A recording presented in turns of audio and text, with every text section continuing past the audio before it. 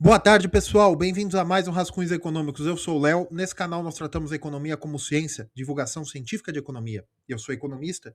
Ontem aconteceu uma coisa muito curiosa, que acontece com frequência, mas eu não sei porque ontem foi dado tanto holoforte a isso, seja no Twitter, seja nos portais especializados de finanças, de que o Tesouro Nacional interrompeu o Tesouro Direto por alguns minutos por conta da alta volatilidade no preço dos juros.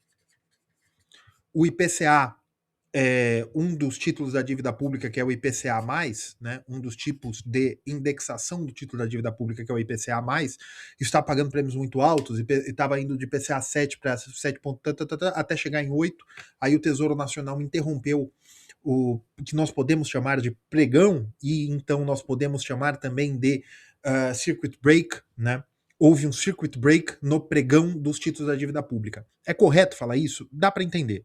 Mas, na verdade, houve uma interrupção nas negociações do título da dívida pública diretamente do Tesouro Nacional por conta da alta volatilidade. E eu acho interessantíssimo, pessoal, porque eu vou falar uma coisa para vocês. O Banco Central não tem poder de determinar a taxa de juros que o governo federal, ou seja, o Tesouro Nacional, capta dinheiro.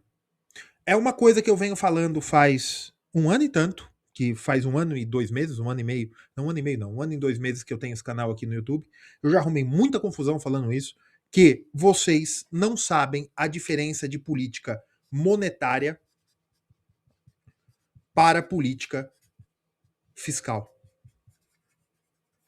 E qual é a importância disso? A importância é quando uma coisa dessa acontece. A importância é quando o seu web comunista favorito, o seu trabalhista favorito, o seu nacionalista favorito dizem que o governo tem que baixar os juros, quando o seu banqueiro favorito, o seu vendedor de cursos de educação financeira favorito fala que os juros abaixa quando a situação fiscal do governo melhora. Que a Selic abaixa quando a situação fiscal do governo melhora. Veja, pessoal, que essas coisas não encontram nexo na realidade. Pelo menos não da forma que eles dizem. E eu venho dizendo aqui, existe uma diferença fundamental entre política fiscal e política monetária, que não é apenas a diferença organizacional. Eu já disse sobre isso várias vezes aqui nesse canal. Se vocês gostam do trabalho aí do Rascunhos Econômicos, curtam, inscrevam-se, considerem se tornar-se membros, liguem todas as notificações aí para vocês serem avisados, me sigam em todas as redes sociais, os links estão na descrição. Bem, eu já tratei várias vezes sobre isso e porque é importante dizer uma vez mais. E ao longo do vídeo eu vou explicando melhor. O governo, o governo brasileiro e das economias mais relevantes do mundo, ele recebe dinheiro para gastar de duas formas, ou arrecadando via tributos. Em tributos nós temos impostos, taxas e contribuições, né? O governo arrecada via tributos, mais o que ele complementa de dívida pública e alguma coisinha de receitas extraordinárias, dividendos da Petrobras, dividendos de companhias estatais, alguma coisa que receba na justiça depois atrasada, tal, algumas coisas extraordinárias, mas que às vezes é relevante, às vezes não. E isso tem que ser igual a gasto. Ou isso tem que ter uma relação com gasto mais desempenho, né? Quer dizer isso, que quando o governo arrecada, ele precisa que a sua arrecadação seja maior do que o gasto. Caso contrário, o governo vai ter que tomar dívida, e a dívida pública normalmente é dívida mobiliária, que é o chamado título do tesouro. O título do tesouro é dinheiro da mão dos particulares que resolvem comprar títulos do Tesouro Nacional. Aí pode ser IPCA+, pode ser título do Tesouro Selic, pode ser pré-fixado. O que significa isso? Significa que se eu estou emprestando R$ 100 ao governo brasileiro, o governo brasileiro vai me pagar dentro de um determinado prazo, vamos supor 1 ano. O governo tem 1 ano para pagar. Dentro de 1 ano, o governo vai me pagar R$ 100 mais alguma coisa. Mais o que, Léo? Mais juros. Que juros? Ah, ele vai me pagar o equivalente à Selic do período. Então, se a Selic está 15% agora, daqui 40 dias ela muda para 16, 40 dias depois ela muda para 14, ele vai me pagar a Selic do período, né, corrigido de mudança em mudança. Então, ele vai me corrigir o título por Selic. Eu posso comprar também, em vez disso, eu posso comprar o título IPCA+, que o governo brasileiro vai me devolver R$100, mais corrigido pela inflação, medida via por IPCA, que é o índice de preço ao consumidor amplo, mais os juros pré-fixado que nós combinamos, que aí pode ser IPCA mais 5, mais 6, mais 7, ou seja, inflação mais 5%. Aí é uma sobre a outra, tá? Beleza. Ou pode ser pré-fixado. Eu chego, compro do governo, o governo fala, ó, eu vou te devolver esses R$100 mais 12%. Acabou. Então isso é pré-fixado. Não importa se a inflação for para 50, se a inflação cair para zero, se houvermos deflação, se a Selic cair, não importa, vai ser IPCA mais 12. Isso é pré-fixado. O exemplo, né? Os números podem mudar. Quem decide qual vai ser esses juros? Quem decide qual é os juros da dívida pública? Léo, é o Banco Central, é o Copom. Não é. O Copom decide Selic. Porém, o título Tesouro Selic não é Selic. É Selic mais alguma coisa. Ocorre que, pelo Banco Central fixar a taxa de juros base da economia, que é Selic, normalmente dentro da expectativa do mercado, o mercado costuma não cobrar nenhuma correção. Então, se você for ver, abrir o site do Tesouro agora, vai estar aparecendo lá Tesouro Direto, Selic mais 0,0001, que é só para ter leilão, que isso aqui é irrelevante, não é nada. Porém, o Tesouro Nacional tem que vender títulos da dívida pública para pagar folha de pagamentos, para pagar compromissos da União, porque há amortização entre o fluxo de entrada de impostos e os gastos no orçamento corrente. Mesmo se o governo não tivesse déficits, mesmo que tudo que o governo gastasse era porque ele tinha arrecadado, o governo precisa gastar um pouco antes de arrecadar. Porque o governo vai arrecadar, por exemplo, R$1 milhão no ano. Só que seria mais ou menos que em cada mês ele arrecada mais ou menos o mesmo valor. Só que o governo tem que gastar muito mais no final do ano. 13º para aposentado, 13º para funcionalismo público e um monte de coisa. Então isso eleva o gasto do governo numa época específica. Então isso causa que o governo precise de título da dívida pública para equilíbrio entre gastos e pagamentos. Por quê? Porque MMT é mentira, certo? O governo só gasta o que arrecada ou o que capta via tesouro da dívida pública, via dívida mobiliária, né? Ocorre que, quando o governo precisa tomar esse dinheiro, o Tesouro Nacional tem uma secretaria, uma parte lá dentro, em que é responsável apenas por calcular quais títulos vai pôr em mercado. E o Tesouro Direto é uma forma de leilão. As pessoas se cadastram ali e entram para comprar os títulos. E há diferentes números ali. Tem um lote de não sei quantos mil títulos do Tesouro Selic. Se esse Tesouro Selic ficar empacado, se as pessoas não quiserem comprar o Tesouro Selic, isso aqui começa a subir. Vamos supor que os sonhos molhados dos trabalhistas e dos webcomunistas se realizem e entre uma administração do Banco Central que resolva colocar a Selic a 2% ao ano. Não vai vender Tesouro Selic. Pelo menos vai fazer Selic, que seja 2% ao ano, mais uma diferença, mais 8%, por exemplo. Vai ser a correção da Selic mais 8%, como se fosse IPCA. A mesma coisa IPCA. Se o governo está falando, se, vamos supor, que houvesse uma desconfiança nos dados do IPCA e que a inflação realmente não fosse 5% e fosse, na verdade, 50 mil%, o que as pessoas pediriam? As pessoas continuariam comprando IPCA?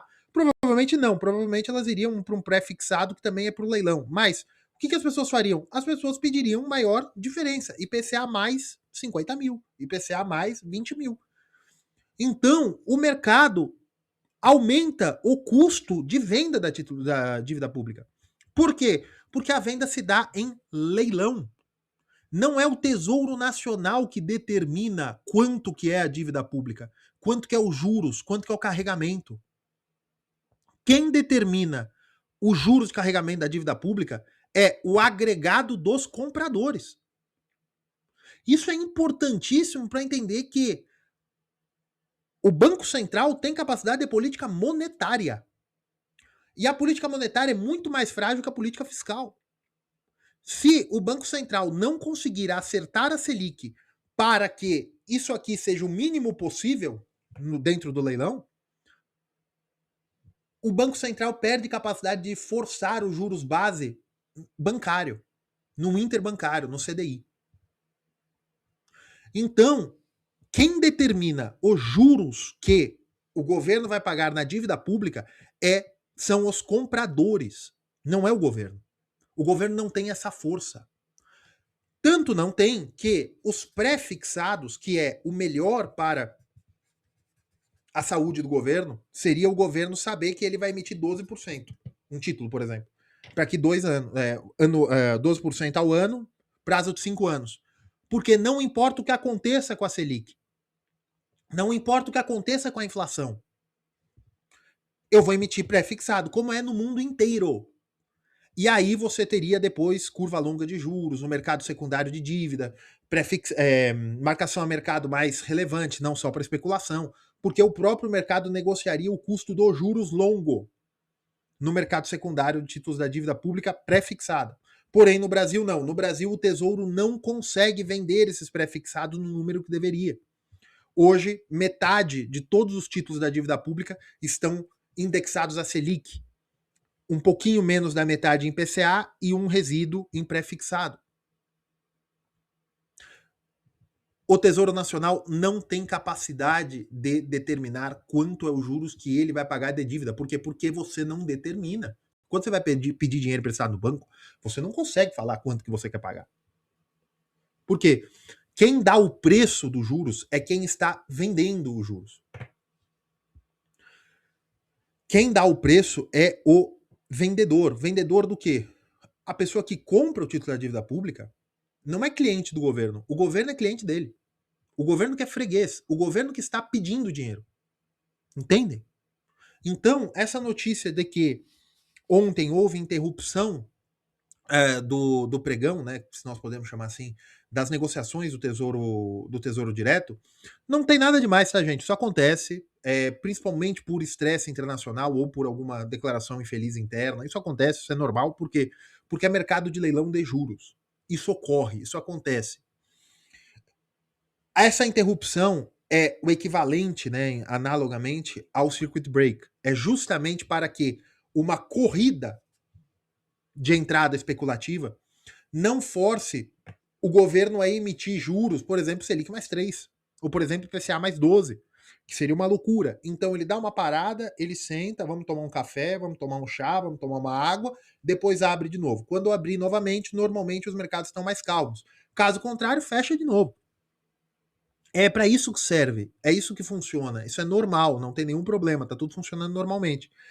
Porém, eu acho muito bacana quando coisas que eu falo aqui, falo no meu curso Economia para Investimentos, Economia para Finanças, perdão, de que, pessoal, o que vocês ouvem de simplificação na internet, de que de que a taxa de juros que o governo usa para pagar a dívida pública, ou seja, o grandioso problema R maior que G, que é quando o juros real de financiamento do governo é maior do que a capacidade de crescimento do PIB,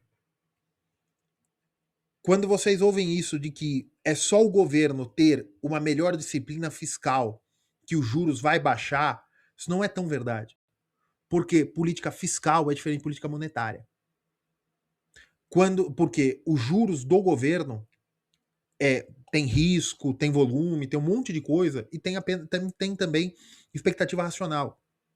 Tem uma inércia de preços também, em que as pessoas estão acostumadas a emprestar ao governo. E política monetária, que é os juros que você toma para investimentos, que você toma para economia real, que você compara, se você colocar na bolsa de valores ou se você vai abrir uma fábrica, porque aí é o custo que você vai tomar um empréstimo para abrir a fábrica. Essas coisas são independentes da política fiscal, numa normalidade. No Brasil, nós estamos sempre no risco da armadilha fiscal, que é a relação arrecadação e gasto, né? Aí eu vou pôr o gasto em maiúsculo. A relação arrecadação e gasto no Brasil há 30 anos não chega assim. A arrecadação nunca chega a ser maior que o gasto. Há 30 anos. Nós tivemos superávites primários, superávites durante 7, 8 anos, né? Do governo Fernando Henrique ao governo Lula. Porém, nunca tivemos com gasto total, apenas com um gasto primário. Então, a dívida pública brasileira é ruim, tem a situação fiscal brasileira é ruim, não é desesperadora, mas é ruim, dá para fazer os ajustes, tudo, mas é ruim sim. E isso leva com que o juro seja alto para tomar dívida pública. Não para que o Banco Central estabeleça a dívida, estabeleça os juros da economia. Isso é outra coisa. Ocorre que no Brasil nós já normalizamos que os juros base da economia é Selic e que o governo indexa a Selic, a sua dívida pública. O que o governo deveria fazer? Se a Selic está 15%, eu emito o título da dívida pública a 15%. Se amanhã a Selic mudar para 12%, o título continua valendo 15%. Se amanhã a Selic mudar para 20%, o título continua pagando 15% ao ano. Isso é pré-fixado, que é justamente para retirar do Banco Central a responsabilidade de falar mais ou menos quanto que o governo paga por metade da sua dívida. Certo? É isso que eu queria falar para vocês. Eu acho muito interessante quando tudo que nós discutimos aqui se mostra na realidade, né, de forma tão óbvia. E a mim me entristece muito que as pessoas não percebem a obviedade quando isso ocorre, né? Vocês podem ver um monte de capas aí no YouTube de pessoas falando, oh, até a mãozinha, né, na cara, assim, oh, o Tesouro Direto parou, saiba a verdade. Não, a verdade é que é normal, acontece. Tá certo, pessoal? Curtam, compartilhem, considerem se tornar-se membros. Fiquem com Deus e se inscrevam em todas as redes sociais, porque nós temos muita novidade, inclusive de especialistas vindo aqui no canal durante essas semanas. Tá certo, pessoal? Um abraço.